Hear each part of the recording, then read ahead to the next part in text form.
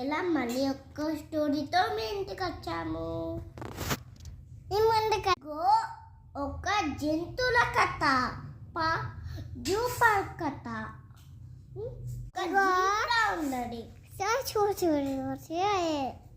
మళ్ళా తాబేళ్ళు ఇంకా అప్పుడు ఒక్క కోత ఉండే. కోత వచ్చి మాట్లాడుకున్నాయి. అప్పుడు ఒక పాము వచ్చిందా, ఆ పాము అన్నీ మాట్లాడుకున్నాయి. ఇగో ఇంకా అలా మమ్మీ డాడీ తాబేలు వస్తున్నాయి. అలా చిన్న పాప ఆడుకోవడానికి